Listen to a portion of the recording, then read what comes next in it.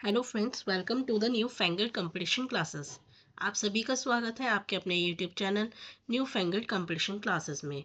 Friends, यदि आप CTET science paper 2 के लिए प्रिपेयर कर रहे हैं तो आप हमारे चैनल से जुड़ सकते हैं। हमारे चैनल से जुड़ने के लिए सब्सक्राइब का बटन दबाइए।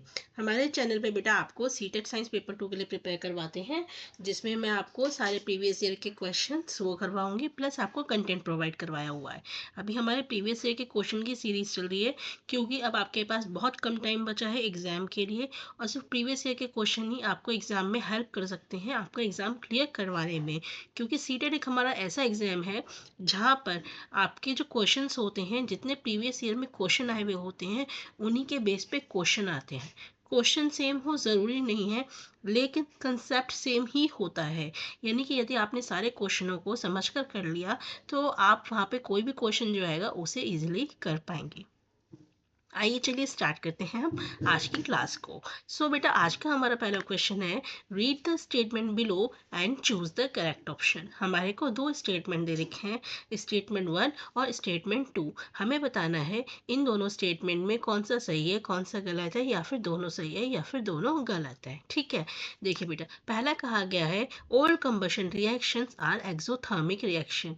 बेटा देखिए, जितने भी कंबशन रिएक्शन होते हैं वो क्या होते हैं, एक्सोथर्मिक रिएक्शन होते हैं। तो ये बात बेटा बिल्कुल सही गई है। ठीक है, देखिए कंबशन रिएक्शन में क्या होता है बेटा, हमारा कोई भी जो सब्सटेंस होता है, ठीक है, इसे याद रखिएगा। कंबशन रिएक्शन में क्या होता है, हमारा कोई भी सब्सटेंस ऑक्सीजन के साथ रिएक्ट करता है। ठीक है, याद रखिएगा, अगर ऑक्सीजन की प्रेजेंस नहीं होगी तो हमारा कंबशन नहीं होने का उस चीज़ का। तो कंबशन होने के लिए, किसी भी चीज़ को जलने के लिए, किसी भी सब्सटेंस को जलने के लिए ऑक्सीजन की प्रेजेंस ज़रूरी है। ठीक है, तो कंबशन में क्या होता है, हमारा सब्सटेंस ऑक्सीजन के साथ रिएक्ट करता है, और ऑक्सीजन हमारी कहाँ पे होती है प्रेजेंट, हमारी एयर में होती है, यानी कि हमारे वातावरण के अंदर प्रेजेंट होती है। और ये क्या करता है, रिलीज करता है carbon dioxide plus heat plus light. ठीक है बेटा, ये जो हीट और लाइट होती है इसी को हम क्या बोलते हैं, एनर्जी। क्या बोलते हैं हम, ये एनर्जी। यानी कि ये दो तरीके से अपनी एनर्जी रिलीज करता है, हीट के फॉर्म में और लाइट के फॉर्म में। ठीक, तो बेटा एक्सोथर्मिक रिएक्शन क्या होता है, जिसके अंदर हमारी हीट और लाइट वगैरह निकलती है। तो याद रखिएगा बेटा, जितना भी कंबशन रिएक्शन होते हैं वो कैसे होते हैं, एक्सोथर्मिक रिएक्शन होते हैं। तो ये बात स्टेटमेंट बिल्कुल सही है। Oxygen is added and heat is released on all this reaction. तो बेटा अभी मैंने बताया कि जो भी कंबशन रिएक्शन होते हैं वो कब होते हैं, जब उनके अंदर ऑक्सीजन ऐड होता है और क्या देता है, हीट एंड लाइट देता है। तो बेटा आपका ये स्टेटमेंट भी सही है। तो बिल्कुल सही बात है बेटा, आपके दोनों स्टेटमेंट सही हैं, और जो दूसरा स्टेटमेंट है वो पहले स्टेटमेंट को सही एक्सप्लेन करता है। ठीक,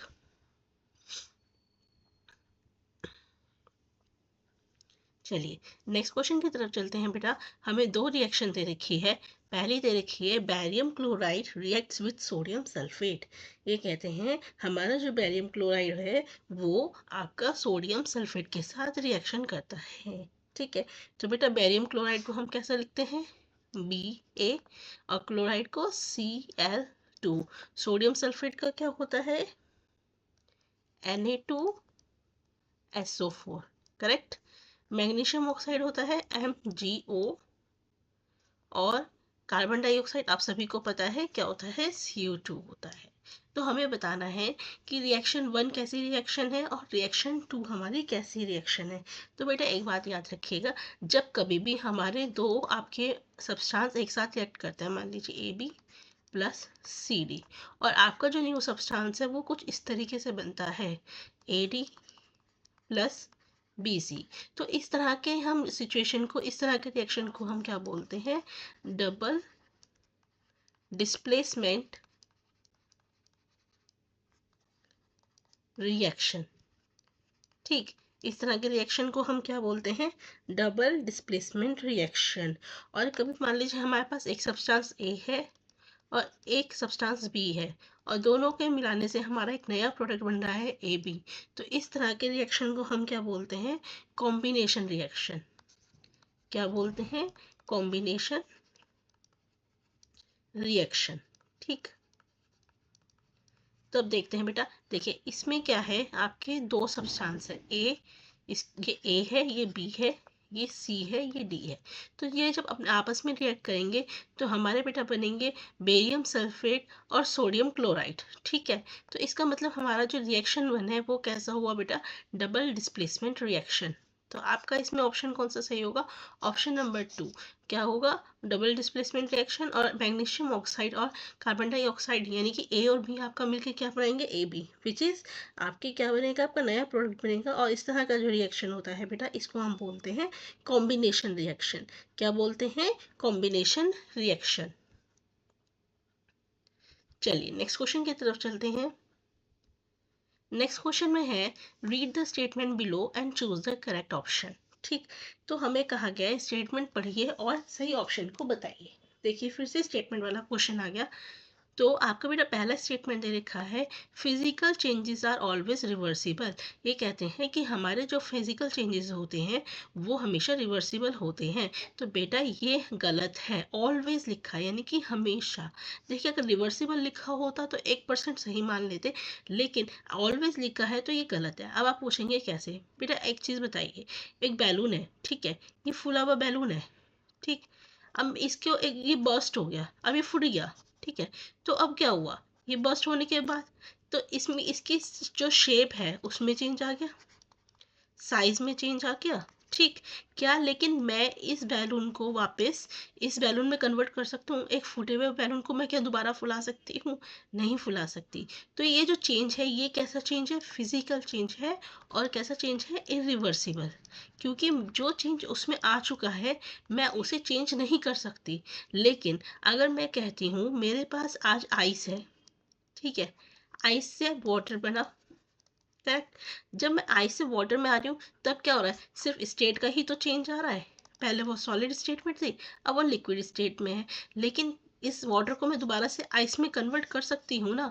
तो इस तरह के चेंज क्या होता है बेटा, ये फिजिकल चेंज प्लस क्या होता है, रिवर्सिबल चेंज, यानी कि इसको हम क्या कर सकते हैं, दोबारा उसी पोजीशन में या उसी स्टेट में हम ला सकते हैं। तो आपका बेटा स्टेटमेंट 1 बिल्कुल गलत हो जाता है इसी वजह से। ठीक है, नेक्स्ट है no new product is formed in a physical change. बेटा ये याद रखिएगा कि फिजिकल चेंज में कभी भी कोई हमारा नया प्रोडक्ट नहीं बनता, सिर्फ केमिकल चेंज में ही हमारा नया प्रोडक्ट बनता है। तो बेटा इसका सही ऑप्शन क्या होगा, option number 4, S1 is false but S2 is true. चलिए नेक्स्ट बात करते हैं हम नेक्स्ट क्वेश्चन की। ठीक है, इससे करंटली में भी क्वेश्चन आया है तो इसलिए ध्यान से सुनिएगा। देखिए क्या हमें फ्लेम के बारे में बताया गया है। तो बेटा फ्लेम के तीन तीन वो होती हैं, जोन होती हैं। ये आपकी मान लीजिए ये फ्लेम है, ठीक है, इसकी बेटा 3 जोन होती हैं, 1 2 3, इस तरीके से होती है। ठीक, इसको बोलते हैं आउटर जोन, ठीक, इसको बोलते हैं मिडिल जोन और इसको बोलते हैं इनर जोन। ठीक, अब देखिए समझिए जो मैं क्या समझाना चाह रही हूँ, इसका समझना ज़रूरी है तभी आप क्वेश्चन को कर पाएंगे। देखिए एक बात याद रखिएगा बेटा, जो आपका आउटर जोन होता है ये सबसे ज़्यादा गर्म होता है, ठीक है, और सबसे कम गर्म इनर जोन होता है। ठीक, इसमें आपका इसके कंपैरिजन में कम होता है, मॉडरेट हॉट। ठीक, ये समझ में आया, ये भारी हिस्सा क्या है आपका आउटर जोन, ये मिडिल जोन और ये इनर जोन। आउटर जोन सबसे ज़्यादा गर्म होता है और जो इनर हिस्सा होता है वो सबसे कम गर्म होता है। अब आप सोचेंगे कि ऐसा क्यों है, उसका बेटा क्या होता है कारण, अभी हमने क्या बताया कि हमारा क्या होता है, जो हिस्सा ऑक्सीजन के साथ रिएक्ट करता है वहाँ पे क्या होता है, कंबशन हो जाता है। ठीक, अब क्या होता है, ये जो आउटर जोन होता है बाहर का हिस्सा होता है, डायरेक्टली ये किसके साथ रिएक्ट कर रहा होता है, ऑक्सीजन के साथ, जो कि हमारी कहाँ पर है, हमारे एयर के अंदर प्रेजेंट है, जिसकी वजह से क्या होता है यहाँ पे कंप्लीट कंबशन हो जाता है। ठीक है। हमारी जो वैक्स है कैंडल की, वहाँ पे क्या होता है, उसका कंप्लीट कंबशन होता है। कंप्लीट कंबशन होने की वजह से क्या होता है, आपका ये जो बाहरी हिस्सा होता है ये सबसे ज़्यादा गर्म होता है। ठीक है। अब जो मिडिल वाला हिस्सा होता है, क्योंकि वहाँ पे ऑक्सीजन वहाँ ज़्यादा इंटरेक्ट नहीं कर पाती, ज़्यादा रिएक्ट नहीं कर पाती, इस वजह से वो कम गर्म होता है बाहर के हिस्से के मुकाबले में। और यहाँ पे जो कंबशन होता है ये कैसा होता है, पार्शियल कंबशन होता है। कैसा होता है, पार्शियल, मतलब आधा अधूरा। ठीक है। और जो हमारा अंदर वाला हिस्सा होता है जिसको हम बोलते हैं क्या, इनर जोन होता है। ठीक है। यहाँ पे क्या होता है बेटा, यहाँ पे क्योंकि आपकी ऑक्सीजन नहीं पहुँच पाती इसलिए ये बहुत कम गर्म होता है। बल्कि यहाँ पे क्या होता है, यहाँ पे आपके अनबर्न्ड वैक्स वेपर होते हैं, मतलब वो वैक्स वेपर्स होते हैं जो आपके जले ही नहीं होते। इसकी वजह से वहाँ पे क्या होता है, आपकी जो हीट होती है वो कम होती है। आई होप यहाँ तक आपको समझ में आया होगा। ठीक है। तो अब देखते हैं मैचिंग में क्या कहा गया है। हॉटेस्ट पार्ट, तो अभी हमने बताया सबसे हॉटेस्ट पार्ट कौन सा होता है बेटा, आउटर जोन होता है। ठीक है। मॉडरेटली हॉट कौन सा होता है, मिडल जोन। और लीस्ट हॉट कौन सा होता है, हमारा इनर जोन। ठीक। तो आपके ऑप्शन ए का थ्री किस में बेटा, इसमें है। फिर बी का 2, यानी कि आपका ऑप्शन नंबर 4 सही आंसर क्या हो जाएगा, ऑप्शन नंबर 4। नेक्स्ट क्वेश्चन पर चलते हैं। विच of the following metal does not react with dilute hydrochloric acid, यानी कि एक पूछते हैं डाइल्यूट HCl के साथ इनमें से कौन सा मेटल हमारा रिएक्ट नहीं करेगा। बेटा मैं बार बार कह रही हूँ आपको इसके लिए रिएक्टिविटी सीरीज याद होनी चाहिए, और इसमें से आपका 100% एक क्वेश्चन बन के आता ही आता है। ठीक है। यानी कि वो एलिमेंट जो हमारा हाइड्रोजन से कम रिएक्टिव होगा वही आपका रिएक्ट नहीं करेगा। तो बेटा आप सभी को पता है आयरन, मैग्नीशियम, एल्युमिनियम सभी किससे होते हैं, हाइड्रोजन से ऊपर होते हैं। लेकिन कॉपर हमारा समवेयर नीचे आता है हाइड्रोजन से, इसलिए ये हमारा रिएक्ट नहीं करेगा। नेक्स्ट क्वेश्चन की तरफ चलते हैं। नेक्स्ट क्वेश्चन में देखिए कहा गया है, फिर से स्टेटमेंट वाले क्वेश्चन है, 2 स्टेटमेंट दे रखे हैं, हमें बताना है कौन से सही है कौन से नहीं है। ठीक। तो बेटा क्वेश्चन है, growth and branching of roots in A and B horizon is advantageous for absorption of water and mineral. देखिए इन्होंने कहा है, देखिए हमारे को क्या होते हैं, 4 हॉरिजन होते हैं, ABCD। वैसे तो 5 होते हैं। ठीक है। तो ओरिजन, ठीक है, हॉरिजन, फिर उसके बाद क्या होता है, ABCएंड R, इस तरीके से होता है। ठीक। तो ये जो O होता है ये तो हमारे बिल्कुल जो सबसे ऊपर की जो लेयर होती है ना, जो सबसे ऊपर होता है हमारी जो बिल्कुल ऊपर रहता है उसी को हम क्या बोलते हैं, O हॉरिजन। अब देखिए ये कहते हैं कि हमारी जो ग्रोथ है या ब्रांचिंग है रूट्स की A हॉरिजन और B हॉरिजन में सबसे अच्छी रहती है। यानी कि आपने ये प्लांट ग्रो करा, अगर इसकी रूट्स हमारी A हॉरिजन में या फिर B हॉरिजन में आ रही हैं तो ये सबसे अच्छी है। तो ये बात बिल्कुल इन्होंने बेटा सही कहा है। वो क्यों, किस लिए कहा है, क्योंकि हमारा जो ह्यूमस होता है, हमारे मिनरल्स होते हैं, वाटर होते हैं, वो सबसे ज़्यादा हमारे कहाँ पे प्रेजेंट होते हैं बेटा, ए हॉरिजन में और बी हॉरिजन में। ठीक है। और आप सभी को पता है रूट्स हमें क्या मदद करते हैं, जितने भी वाटर, मिनरल्स और न्यूट्रिएंट्स होते हैं वो प्लांट्स तक ले जाने में हेल्प करते हैं। तो यदि हमारा रूट आपके ए हॉरिजन और बी हॉरिजन में आएगा तो वो जितने भी न्यूट्रिएंट्स हैं वहाँ के वो हमारे प्लांट्स तक को पहुंचा सकेंगे। तो बेटा ये ऑप्शन तो बिल्कुल सही है। इन्होंने कहा है next, A and B horizon are rich in water, minerals and humus. तो यही मैंने अभी आपको समझाया कि ए और बी हॉरिजन किस में रिच होते हैं, वाटर, मिनरल और ह्यूमस में। तो ये स्टेटमेंट भी बेटा सही है। तो आपका आंसर क्या होगा, option number 1, both S1 and S2 are true and S2 is the correct explanation for S1। ठीक है। चलिए नेक्स्ट क्वेश्चन की तरफ चलते हैं। Which of the following is are inorganic impurities of sewage? ये कहते हैं जो हमारा सीवेज होता है उनमें से, हमारे देखिए सीवेज में चारों चीज़ें पाई जाती हैं। ठीक। लेकिन हम इनऑर्गेनिक इम्प्योरिटीज़ किसे कहेंगे, तो देखिए बेटा इनमें इनऑर्गेनिक इम्प्योरिटीज़ कौन सी होती हैं। ऑर्गेनिक इम्प्योरिटीज़ क्या होता है, ऑर्गेनिक इम्प्योरिटीज़ वो होती हैं जो कि एक टाइम के बाद हम डिग्रेड हो जाती हैं। ठीक है। लेकिन इनऑर्गेनिक होती हैं जिसमें हमें बैक्टीरिया का यूज़ करना पड़ता है उस चीज़ को रिमूव करने के लिए, उस पॉल्यूशन को रिमूव करने के लिए। तो बेटा यूरिया, सबसे पहले हम यूरिया की बात करते हैं। ठीक है। यूरिया क्या होता है, हमारा ऑर्गेनिक होता है, ऑर्गेनिक होता है। ठीक है। जैसे कि यूरिया हमारा कहाँ पे किस में पाया जाता है, नाइट्रोजीनियस फिल्टर फर्टिलाइजर्स में। ठीक है, यूरिया हमारा किसका एग्जाम्पल होता है? नाइट्रोजीनियस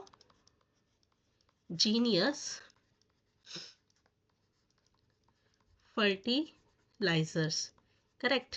तो ये बेटा ऑर्गेनिक होता है। फॉस्फेट हमारे इनऑर्गेनिक होते हैं। कैसे होते हैं? फॉस्फेट इनऑर्गेनिक होते हैं। पेस्टिसाइड्स भी हमारे बेटा ऑर्गेनिक होते हैं, और वेजिटेबल तो ऑर्गेनिक होते ही होते हैं। तो बेटा इसका आंसर क्या होगा? Option number 3 only B. चलिए next question, which of the following are true for sexual reproduction in plants? यदि प्लांट्स के अंदर सेक्सुअल रिप्रोडक्शन होना है तो इनमें से कौन कौन सी बातें सही हैं? Two plants are essential for sexual reproduction. बेटा ज़रूरी नहीं है कि दो प्लांट्स चाहिए, आपका सेक्सुअल रिप्रोडक्शन हमारा एक प्लांट या कह सकते हैं एक फ्लावर में भी हो सकता है। क्यों? क्योंकि हमारे को सेक्सुअल रिप्रोडक्शन करने के लिए हमें दो चीज़ें चाहिए, एक तो मेल पार्ट एंड और फीमेल पार्ट स्टिग्मा। और बहुत सारे फ्लावर्स ऐसे होते हैं जिसके अंदर एक ही फ्लावर के अंदर हमारे क्या होता है? एंथर भी होता है और स्टिग्मा भी होता है। ठीक है, तो वो आपस में क्रॉस पॉलिनेशन पॉलिनेशन होता है, तो इस तरीके से रिप्रोडक्शन हो सकता है। तो ये बात तो बिल्कुल गलत है। Only insects are the agent of pollination, ये कहते हैं इंसेक्ट्स होते हैं। नहीं बेटा, सिर्फ इंसेक्ट्स नहीं होते, it can be water, it can be air, ठीक है, इट कैन बी बर्ड्स। तो बेसिकली क्या है, आपके सिर्फ पॉलन ग्रेन पहुंचने चाहिए वहां तक, तो वो तो कोई भी लेके जा सकता है, तो ये भी गलत है। फर्टिलाइजेशन अकर्स आफ्टर पॉलिनेशन, तो बेटा ये बात बिल्कुल सही है। देखिए पॉलिनेशन क्या होता है? पॉलिनेशन वो प्रक्रिया होती है जिसमें क्या होता है, पोलन ग्रेन का ट्रांसफर होता है किससे? एंथर से, यानी कि मेल पार्ट से स्टिग्मा पे। ठीक, तो जब तक आपका पोलन ग्रेन का ट्रांसफ़र ही नहीं होगा तो आपका फर्टिलाइजेशन कैसे होगा? तो सीधी सी बात है, पहले पॉलिनेशन होता है, फिर क्या होता है? Fertilisation. Plants are obtain from seeds, ये बात तो सभी को पता है बेटा, प्लांट्स किससे ऑब्टेन होते हैं? सीड से। तो आपका ऑप्शन नंबर 4 आपका सही होगा। चलिए नेक्स्ट क्वेश्चन है, हमें ओड वन आउट निकालना है रेस्पिरेटरी ऑर्गन्स की बेसिस पर। ठीक है, तो बेटा इसमें जो सबसे अलग है वो आपका है स्नेल। ठीक है, क्यों स्नेल अलग है बेटा? ये ग्रासहॉपर, कॉकरोच और एंट, ये तीनों ही आपका किसका यूज करते हैं?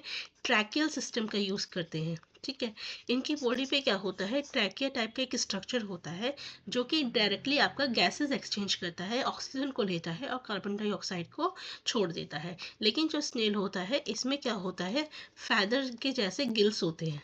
क्या होते हैं? फैदर के जैसे गिल्स होते हैं, और इनकी मदद से ही ये क्या करता है? रेस्पायर करता है। ठीक है, चलिए नेक्स्ट क्वेश्चन देखते हैं। ओके बेटा, इसमें क्या आपको सीक्वेंसिंग लगानी है। ठीक है, तो आपको देखिए सबसे पहले क्या होता है, हमारा जो ब्लड होता है, ठीक है, उसके अंदर क्या होते हैं? यूजफुल सब्सटेंस भी होते हैं और हार्मफुल सब्सटेंस भी होते हैं। तो ब्लड हमारा कहाँ पे जाता है? किडनी के पास जाता है फिल्ट्रेशन के लिए, सबसे पहले ये होता है। ठीक, उसके बाद क्या होता है, आपके जितने भी यूजफुल सब्सटेंस होते हैं वो तो आपके वापस ब्लड के अंदर चले जाते हैं। ठीक, और जो हमारे वेस्ट मटेरियल होता है वो वाटर के फॉर्म में, यूरिन के फॉर्म में हमारी किडनी में फिल्टर आउट हो जाते हैं। ठीक, 3, फिर उसके बाद क्या होता है, हमारा यूरेटर्स के अंदर यूरिन होता है। ठीक है, जो कि यूरिनरी फिर क्या करता है, यूरेटर हमारे यूरिनरी ब्लैडर में यूरिन को लेके जाता है।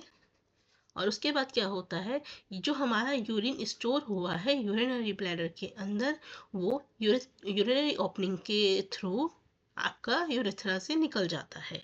ठीक है, ये आपको कुछ फिगर याद होगी, इस तरह की कुछ फिगर होती है।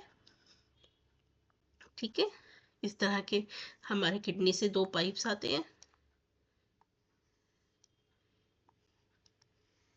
ठीक है, इस तरीके से कुछ किडनी होती है। ठीक है, तो समझ में आया क्या हुआ? सबसे पहले ब्लड हमारा किडनी के पास आता है, वहाँ पे फिल्ट्रेशन होता है हार्मफुल और यूजफुल सब्सटेंसेस का। यूजफुल सब्सटेंसेस हमारे ब्लड के अंदर वापस चले जाते हैं, और जो आपके वेस्ट मटेरियल होते हैं वो वाटर के अंदर डिजोल्व हो जाते हैं और यूरिन की फॉर्म में हमारे किडनी से बाहर निकल जाते हैं। अब जो यूरिन होता है ये हमारा यूरेटर होता है। यूरेटर की मदद से यूरिन हमारा कहाँ पे आता है? यूरिनरी ब्लैडर में आता है। आपका यूरिन यूरिनरी ब्लैडर में स्टोर होता है, और फिर कुछ टाइम बाद वो यूरेथ्रा की मदद से आपकी बॉडी से बाहर निकल जाता है। ठीक है, तो इसका आंसर क्या होगा बेटा? ऑप्शन नंबर क्या था? पहले डी, फिर उसके बाद सी, फिर ई, फिर बी, ए, यानी कि option number 3। Okay, next question है, while preparing dough for making a cake. जब हम केक बना रहे हैं तो आप क्या करते हैं, उसके अंदर ईस्ट डालते हैं और शुगर डालते हैं डो में, और उसे कुछ घंटे के लिए छोड़ देते हैं। तो जो डो है कुछ घंटे बाद उसमें खट्टे की स्मेल आने लगती है। ऐसा क्यों होता है बेटा? ऐसा होता है अल्कोहल की प्रोडक्शन की वजह से। किसकी वजह से? अल्कोहल की प्रोडक्शन की वजह से। देखिए क्या होता है कि जब हम डो के अंदर ईस्ट डालते हैं, ठीक है, प्लस शुगर डालते हैं, तो ईस्ट क्या करता है, इस शुगर के ऊपर आप क्या करता है, अपने एक तरीके से शुगर इसके भोजन की तरह काम करता है, ठीक है। तो वो क्या करता है कि जब ईस्ट में हम शुगर डालते हैं तो भोजन की तरह काम करता है, और जब वो भोजन की तरह काम करता है तो फर्मेंटेशन का प्रोसेस स्टार्ट हो जाता है। तो इस फर्मेंटेशन के प्रोसेस के दौरान क्या होता है कि इसकी बॉडी से ईस्ट क्या करता है, उसमें कार्बन डाइऑक्साइड आपका रिलीज करता है, प्लस क्या करता है, अल्कोहल अल्कोहल जनरेट करता है। इस अल्कोहल की वजह से क्या होता है, सोर टेस्ट आता है, और कार्बन डाइऑक्साइड की वजह से क्या होता है, आपका जो डो होता है वो फ्लफी हो जाता है, यानी कि फूल जाता है, ठीक है। चलिए नेक्स्ट क्वेश्चन की तरफ चलते हैं। Read the following statements and choose the correct option.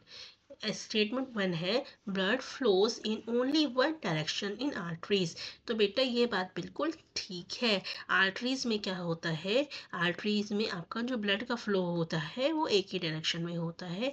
वो क्यों होता है बेटा? आर्टरीज क्या करती हैं आपकी, आर्टरीज जो होता है ऑक्सीजन रिच ब्लड हमारी बॉडी के अंदर लेके जाती हैं, ऑक्सीजन रिच ब्लड लेके जाती हैं, ठीक है, हार्ट से आपके बॉडी पार्ट्स के अंदर, ठीक।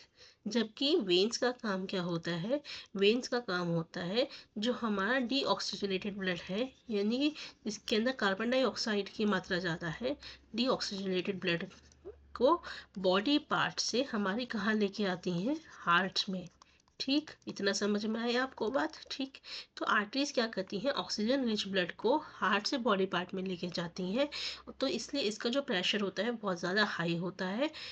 तो आपको इसलिए वो एक ही डायरेक्शन में हमारी क्या करती हैं, फ्लो करती हैं। तो ये स्टेटमेंट सही है। आर्टरीज है वॉल्व, नहीं बेटा, आर्टरीज के अंदर वॉल्व नहीं होती, आर्टरीज तो हमारी थिक होती हैं, और जो ब्लड का प्रेशर होता है बहुत हाई होता है। हमारी वेन्स होती हैं जिनके अंदर क्या होती हैं, वॉल्व्स होती हैं। वेन्स के अंदर वॉल्व्स होती हैं, उसका कारण यह होता है सो दैट हमारा जो ऑक्सीजन वाला ब्लड है और जो बिना ऑक्सीजन का ब्लड है वो आपस में मिक्स ना हो। तो बेटा इसका सही आंसर क्या होगा, S1 is true and S2 is false. Next question है कि दो सिचुएशन दे रखी है, ठीक, हमें बताना है कौन सी सिचुएशन सबसे ज़्यादा इफेक्टिव है। Exhaust fan is fitted on the walls near the ceiling in the kitchen. देखिए ये आपकी गैस है, ठीक है, अभी कहते हैं आप एग्जॉस्ट फैन है, या तो आप यहाँ विंडो के पास लगा लीजिए एग्जॉस्ट फैन को, ठीक है, और या फिर सीलिंग के पास लगा लीजिए, ऊपर से, यानी कि जो हमारी सीलिंग होती है, जो हमारी ऊपर की छत होती है उसके आसपास लगा लीजिए। तो सबसे ज़्यादा इफेक्टिव कहाँ पे है? तो बेटा एक चीज़ समझिए, देखिए हमारी किचन है, किचन में हम काम करते हैं, तो वहाँ की जो हवा होती है, एयर होती है, वो कैसी हो जाती है, हॉट हो जाती है। कैसी हो जाती है, हॉट हो जाती है। हॉट एयर होने की वजह से वो जो एयर है वो ऊपर की तरफ जाती है। अब क्या होता है कि जब एयर जो होती है वो हल्की हो जाती है, तो इस वजह से ये जो सीलिंग फैन है इस हवा को ज़्यादा आसानी से खींच सकेगा कंपैरिजन टू इस हवा के, क्योंकि यहाँ की जो हवा है वो कैसी है, हैवी है। तो जब ज़्यादा हवा खींच पाएगा तो सीधी सी बात है बेटा, कूलिंग भी वो ऊपर वाला सीलिंग फैन वाला जो एग्जॉस्ट फैन है वो ज़्यादा कर पाएगा। तो क्या होगा बेटा, ए विल बी मोर इफेक्टिव, ठीक। चलिए नेक्स्ट क्वेश्चन की तरफ चलते हैं। नेक्स्ट क्वेश्चन में क्या कहा गया है, नेक्स्ट क्वेश्चन में कहा गया है एक सिंपल पेंडुलम है,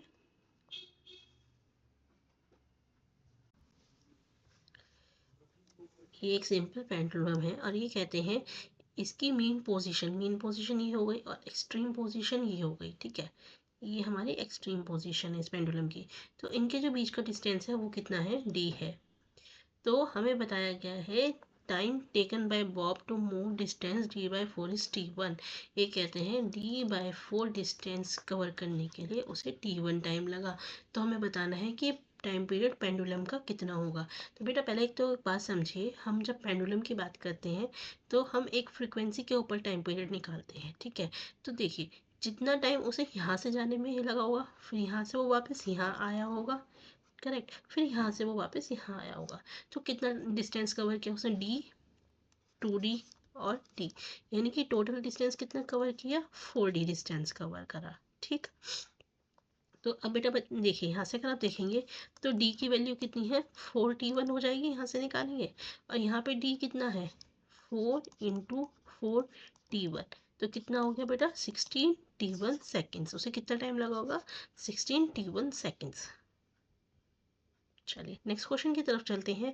नेक्स्ट क्वेश्चन में क्या कहा गया है, देखिए हमें डिस्टेंस टाइम ग्राफ दिया हुआ है, ठीक है, और हमें बताना है स्लोप के बारे में। तो पहले बेटा आपको ये पता होना चाहिए कि डिस्टेंस टाइम ग्राफ का स्लोप क्या देगा। बेटा डिस्टेंस टाइम ग्राफ का स्लोप क्या देता है, हमें स्पीड देता है, क्या देता है, स्पीड देता है। अगर आप ध्यान से देखोगे बेटा तो आपका 0, उसके बाद स्पीड यहाँ पे 10, यहाँ पे भी 10, यहाँ पे भी 10, यहाँ पे भी 10, 0, यहाँ पे भी 10, यहाँ पे भी 10, यहाँ पे भी 10, यहाँ पे भी 10, यानी कि दोनों ही ग्राफ के अंदर हमारा जो स्पीड है क्या आ रही है, एवरेज स्पीड 10 आ रही है। तो ऐसे केस में हम क्या कह सकते हैं बेटा, हम कहेंगे कि दोनों ही केस में जो स्लोप्स हैं वो कैसे होंगे, इक्वल होंगे, ठीक है। और आप इसे बना के भी देख सकते हैं। चलिए, What will happen to the size of image formed in the convex lens, ये कहते हैं कि convex lens है, ठीक। तो हमें बताना है convex lens में ये हमारी आपकी क्या है, यहाँ पे ये आपका सेंटर ऑफ कर्वेचर है। यदि आपकी जो इमेज है, ये कहते हैं आपकी, अगर हम किसी ऑब्जेक्ट को सेंटर ऑफ कर्वेचर के पीछे रखेंगे, ठीक है, तो आपकी जो कुछ इमेज है वो यहाँ बनेगी, ठीक, यहाँ बनेगी। अब ये कहते हैं कि अगर हम इसे पीछे रखेंगे और इसका जो साइज़ है, थिकनेस है, उसे कम कर देंगे तो इस इमेज पे क्या होगा, तो बेटा इमेज क्या हो जाएगी आपकी, इंक्रीज हो जाएगी, ठीक है। चलिए नेक्स्ट क्वेश्चन है, which of the following is not true regarding sound and light. Sound और लाइट को लेके कौन सी बात सही है, vibration are necessary for producing sound. Yes बेटा ये हमेशा याद रखिएगा, बिना वाइब्रेशन के साउंड प्रोड्यूस नहीं होती। Sound travel slower then light, बिल्कुल सही बात है बेटा, साउंड की जो स्पीड होती है लाइट के कंपेरिजन में कम होती है। Both sound and light require medium for propagation. बेटा लाइट को मीडियम की जरूरत नहीं पड़ती, साउंड को प्रोपगेट करने के लिए मीडियम की जरूरत पड़ती है, बिकॉज साउंड हमारी वैक्यूम के अंदर ट्रैवल नहीं कर सकती। तो बेटा इसका ऑप्शन क्या है, ऑप्शन ए एंड बी आपके सही होंगे। चलिए next question,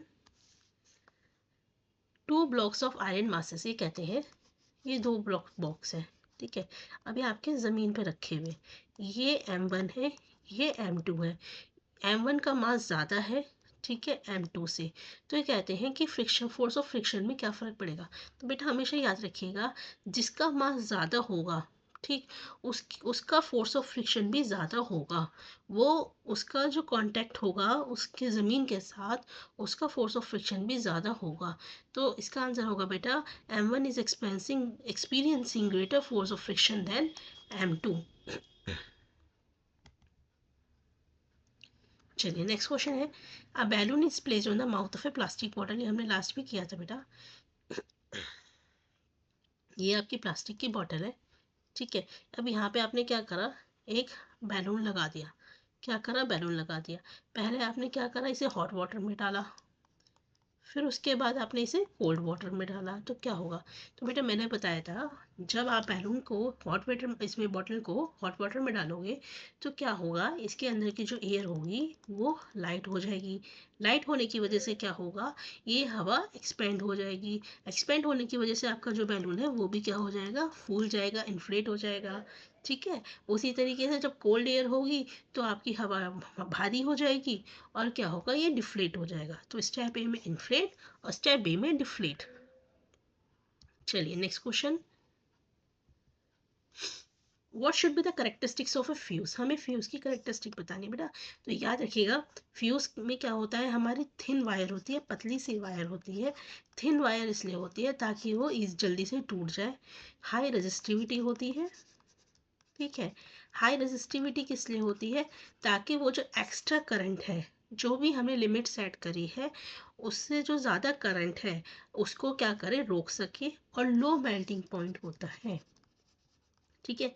low melting point किस लिए होता है, ताकि जो हमारी लिमिट सेट है उसके बाद अगर हमारी कोई वोल्टेज आ रही है तो वो क्या हो जाए, आपका फ्यूज वायर ब्रेक हो जाए और हमारे जो अप्लाइंसेस है वो सेफ हो सके, ठीक है। चलिए नेक्स्ट क्वेश्चन की तरफ चलते हैं। नेक्स्ट देखिए क्वेश्चन है, a teacher discuss the concept of corrosion thoroughly in the class. Teacher क्या करता है, कोरोजन के कंसेप्ट को क्लास के अंदर डिस्कस करता है। She then involve students in the laboratory work on this topic. अब वो उसके बाद क्या करती है, लेबोरेटरी वर्क पे आपका स्टूडेंट्स को इन्वॉल्व करते हैं, मतलब बच्चे लैब में जाके काम करते हैं। Student worked in group to check the iron articles when exposed to moist air get rusted। अब उसने क्या पहले तो थॉरोली समझाया, फिर उसके बाद वो लैब में गए, बच्चों ने वहाँ ग्रुप में उसे एक्सपेरिमेंट करा, ठीक है। तो हमें बताना है इसमें से कौन सी बात सही नहीं है लेबोरेटरी टास्क को लेके। तो देखिए, it is characteristics by deductive laboratory work. तो बेटा ये बात तो बिल्कुल सही है, क्योंकि आपको पहले क्या है, आपको पहले ही सारी जानकारी दी गई थी, ठीक है। इसमें हम क्या जा रहे हैं, रूल से एग्जाम्पल की तरफ जा रहे हैं, ठीक। तो इसलिए ये तो सही है। Student have some idea about what they are expected to find, बिल्कुल सही बात है, क्योंकि उन्हें थोरोली सब कुछ पहले क्लास में सिखा दिया गया था, ठीक है। उसके बाद it haves to enforce the concept discuss in the class, बिल्कुल सही बात है बेटा। देखिए अगर बच्चों को पहले से सारी चीज़ें पता होंगी, ठीक है, तो इसमें क्या है, उनको इन्फोर्समेंट मिलेगा, उनको क्यूरियोसिटी होगी जानने की कि ये चीज़ क्या है, कैसे है। Student it allow student to use observation to arrive. देखिए आप किसी जनरलाइजेशन पे कोई ना पहुंच रहे हो, यहाँ पे ध्यान से समझिए, आपको सारी चीज़ें तो पहले से बता दी, ठीक है। अब तो आप उसे एक्सपेरिमेंट करके देख रहे हो, आपको किसी निर्णय पे कोई ना पहुंचना है। निर्णय पे तो हम तब पहुंचते हैं जब हमें उस चीज़ के बारे में जानकारी नहीं होती, करेक्ट। तो आपका बेटा गलत कौन सा होगा इसमें से, ऑप्शन नंबर 4। चलिए नेक्स्ट क्वेश्चन है, which of the following is are true about scientific theories. इनमें से कौन सी बात साइंटिफिक थ्योरीज के बारे में बिल्कुल सही है। Scientific theories give a systematic explanation of the natural phenomenon. तो बेटा ये बात भी बिल्कुल सही है, जो साइंटिफिक थ्योरीज होती हैं वो एक सिस्टमैटिक एक्सप्लेनेशन देती है किसी भी चीज़ के होने का, कोई भी जो नेचुरल फिनोमिनन हो रहा है वो किस किस तरीके से हुआ, उसका एक सिस्टमैटिक तरीके से हमें बताती हैं, ठीक है। ये बात सही है। Scientific theories make huge demand on our imagination for their understanding. ये कहते हैं कि जो साइंटिफिक थ्योरीज हैं वो क्या डिमांड करती हैं कि हमारी जो इमेजिनेशन है हम उसको अच्छे से समझ सकें, ठीक है। तो ये बात भी सही है। Scientific theory should predict new phenomenon which are verifiable by experimentation. Scientific theories क्या कहती हैं कि वो नई फिनोमिनन्स को प्रेडिक्ट करती हैं जो कि हम एक्सपेरिमेंट की मदद से उसे वेरीफाई करते हैं, बिल्कुल सही बात है बेटा। और साइंटिफिक थ्योरीज हमेशा कैसी होती है, टेंटेटिव होती हैं। तो बेटा इसका ऑप्शन क्या होगा, ऑप्शन नंबर 3 होगा, करेक्ट। चलिए नेक्स्ट क्वेश्चन है, which of the following is the divergent question. तो बेटा यहाँ पे समझिए दो तरह के क्वेश्चन होते हैं, एक होता है डाइवर्जेंट, ठीक, और एक होता है कन्वर्जेंट क्वेश्चन। अब इन दोनों का मेन फर्क समझ लीजिए, बहुत सारे बच्चे तो यही कंफ्यूज हो जाते हैं। देखिए कन्वर्जेंट क्वेश्चन क्या होता है, कन्वर्जेंट क्वेश्चन वो होता है कि यदि आप 10 स्टूडेंट से एक क्वेश्चन पूछते हो तो 10 के 10 का जो आंसर होगा वो ऑलमोस्ट सेम रहेगा। लेकिन डाइवर्जेंट क्वेश्चन ऐसे क्वेश्चन होते हैं कि यदि आप 10 बच्चों के पास सेम क्वेश्चन लेके जाते हो तो उनके जो आंसर्स हैं उनके मतलब उनकी बदलने की संभावनाएं ज़्यादा होती हैं। जैसे कि मैंने कहा, इस फ्रिक्शन अ फ्रेंड अ फ्रो, ठीक है। तो अब क्या है, बच्चे के पास दो ही ऑप्शन है, या तो वो फ्रेंड कहेगा या फ्रो कहेगा, इसके अलावा वो कुछ नहीं कहेगा। तो इस तरह के जो क्वेश्चन होते हैं उन्हें हम कन्वर्जेंट कहते हैं। लेकिन अगर मैंने कहा कि अगर हमारे देश में पॉल्यूशन बढ़ जाएगा तो क्या होगा, तो हर एक बच्चे का अपना एक नज़रिया होगा, वो अपने नज़रिए के हिसाब से वो चीज़ें बताएगा। या मैं कहती हूँ यदि हम ट्रीज़ को काटते चले जाएंगे तो क्या होगा, तो हर एक बच्चे का अपना नज़रिया है उसी चीज़ को देखने का, तो वो अपने पॉइंट ऑफ व्यू से उस चीज़ को समझाएगा। तो एक ऐसे क्वेश्चन जिसमें अगर आप 10 बच्चों से पूछोगे सेम क्वेश्चन तो उनके आंसर अलग आएंगे, सबके आंसर अलग आएंगे। तो ऐसे क्वेश्चंस को हम क्या बोलते हैं, डाइवर्जेंट क्वेश्चन बोलते हैं। तो बेटा इसमें डाइवर्जेंट क्वेश्चन कौन सा है, what will happen if we go on cutting trees. Okay, चलिए नेक्स्ट क्वेश्चन है, इसमें एक आपको एक्सर्प दे रखा है, suppose we wish to cool a room, thermodynamics tell us that we need to spend extra energy to do so. This extra energy is supplied by the electricity which enables the air conditioner to cool the room. Thermodynamics also governs the equilibrium of different phases of matter, estimating how much heat is evolved or absorbed in chemical reaction such as photosynthesis require application of thermodynamics। तो अब आपको ये पढ़ के क्या समझ में आया, science is an interdisciplinary area of learning. तो बेटा ये बात तो बिल्कुल सही है कि साइंस क्या होता है, इंटरडिसिप्लिनरी एरिया ऑफ लर्निंग है। देखिए हम क्या कर रहे हैं, हम थर्मोडायनेमिक्स के बारे में भी बता रहे हैं यहाँ पे, और हम केमिस्ट्री के बारे में भी बता रहे हैं, जहाँ हम केमिकल रिएक्शन की भी बात कर रहे हैं, फोटोसिंथेसिस की भी हम बात कर रहे हैं। तो ये बात बिल्कुल सही है। सोशियो कल्चर एंडेवर, देखिए इस पूरे एक्सपर्ट के अंदर, इस पूरे पैराग्राफ के अंदर कहीं पे भी हमें एक कोई क्लियरली ऐसा कुछ नहीं बताया गया कि कुछ सोशल से रिलेटेड या कुछ कल्चर से related. Science is tentative in nature, ये इन जनरल तो बिल्कुल सही बात है कि साइंस क्या होती है, टेंटेटिव होती है नेचर में। लेकिन क्या आपको इसका पैराग्राफ पढ़ने के बाद कहीं से भी आपको ऐसा कुछ लग रहा है कि ये कुछ टेंटेटिवनेस की बात कर रहे हैं, नहीं ना। चलिए next question, while introducing chemical reaction the teacher asked the question। Chemical reaction के बारे में पढ़ाते वक्त टीचर ने क्वेश्चन पूछा, what happens when you keep an iron nail in the moist air for some days. यदि आप आयरन नेल को मॉइस्ट एयर में रखते हैं कुछ दिनों के लिए तो क्या होगा।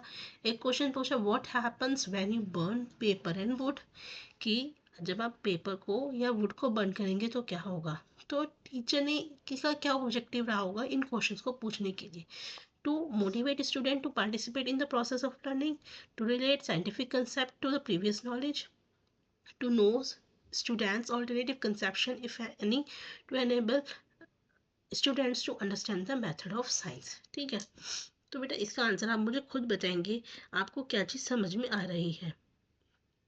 देखिए मोटिवेशन तो बेटा होगा, जब भी हम क्वेश्चन पूछते हैं किसी से भी तो हम उस चीज़ के पीछे क्या हुआ कैसे हुआ हम मोटिवेट होते हैं, हम उसे जानने की कोशिश करते हैं। ठीक है, अब हम जब जानने की कोशिश करेंगे तो सीधी सी बात है हम अपनी उस चीज़ को, अपनी जो प्रीवियस नॉलेज है उससे भी रिलेट करेंगे। ठीक, तो आपका ऑप्शन नंबर ए भी सही है, बी भी सही है। To know students alternative conception if any, इसमें क्या होगा, टीचर को ये पता चलेगा अगर बच्चे के दिमाग में कोई ऑल्टरनेटिव कंसेप्शन है तो उसे वो भी पता चल जाएगा। तो ऑप्शन नंबर सी भी सही है। देखिए इसमें मेथड ऑफ साइंस कहीं से नहीं समझ आ रही, वो क्वेश्चन पूछ रही है आपसे, वो आपको कोई मेथड कोई ना बता रही है। तो बेटा इसमें ऑप्शन नंबर 4 आपका सही होगा।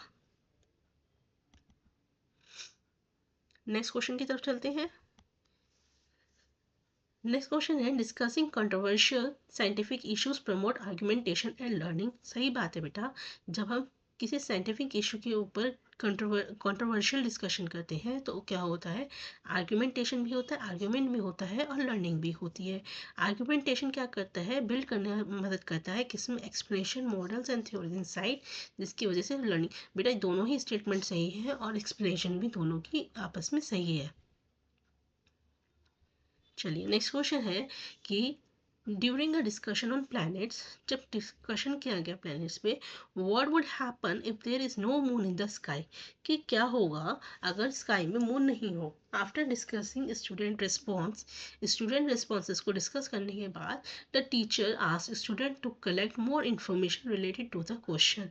टीचर ने कहा कि आप इसके बारे में और जानकारी लेके आइए and justify their answer through a group project, और एक प्रोजेक्ट की मदद से आप अपने आंसर को जस्टिफाई कीजिए। तो ये टास्क देने के पीछे टीचर का क्या ऑब्जेक्टिव रहा होगा, express to student that their ideas are valued. बिल्कुल सही बात है कि हम बच्चे के आइडिया को वैल्यू कर रहे हैं, तभी तो हम कह रहे हैं कि आप और इसको और एक्सप्रेस कीजिए। ठीक है, guide students to appreciate multiple perspective. देखिए बिल्कुल सही बात है, हम क्या कर रहे हैं, बच्चे से कहिए कि आप इस हमने क्या बोला स्टूडेंट को कि आप और इन्फॉर्मेशन कलेक्ट कीजिए, ठीक है, और ग्रुप प्रोजेक्ट वर्क दिया। अब इसमें क्या होगा, बच्चों को मल्टीपल पर्सपेक्टिव पता चलेंगे कि ये भी हो सकता है, ये भी हो सकता है, ये भी हो सकता है। Emphasize the importance of tentativeness of students to the students. देखिए बेटा यहाँ पे हम जो साइंस स्टूडेंट्स हैं इसमें जो टेंटेटिवनेस का नहीं उसको एम्फेसाइज नहीं कर रहे, ठीक है। Encourage student to frame question and browse variety of reading material. देखिए जब हम कह रहे कलेक्ट मोर इन्फॉर्मेशन तो सीधी सी बात है बेटा उसके दिमाग में बहुत सारे क्वेश्चन फ्रेम होंगे, तभी तो वो मोर इन्फॉर्मेशन को कलेक्ट करेगा। तो इसका आंसर क्या होगा, ऑप्शन नंबर 4। नेक्स्ट चलते हैं। नेक्स्ट है read the statement below and choose the correct option, ठीक है। Aluminium is a good conductor of electricity. बेटा देखिए दो चीजें होती है, एक होता है इन्फरेंस, ठीक, एक होता है ऑब्जर्वेशन।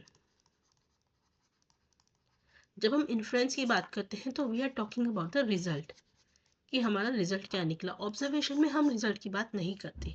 तो जब मैं कह रही हूँ aluminium is a good conductor of electricity, तो यहाँ मैंने एक आपको रिजल्ट बता दिया ना कि एल्यूमिनियम क्या है, गुड कंडक्टर है इलेक्ट्रिसिटी का। तो ये क्या हुआ, influence. Like charges repel and unlike charges attract each other, ये भी इन्फ्लुएंस है, क्योंकि यहाँ मैं आपको रिजल्ट बता रही हूँ कि किसी एक्सपेरिमेंट का रिजल्ट क्या हुआ। चलिए नेक्स्ट है, फिर से बेटा एक आपको एक पैराग्राफ दिया गया है, ठीक है। अब हमें ऑब्जेक्टिव बताना है क्या है। Appreciate issues at the interface of science society and technology, understand methods of generation of scientific knowledge, raise environmental concern, nurture the aesthetic sense and creativity in science and technology, ठीक है। तो बेटा इसका answer होगा option number 3, A and C.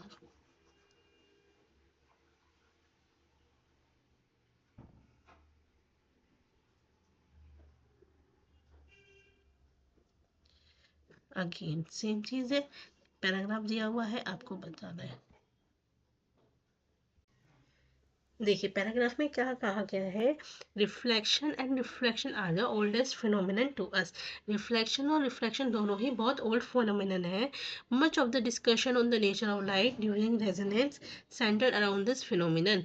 In 17th century Huygens proposed that light consists of waves. Later Newton proposed that light is composed of particles or corpuscles।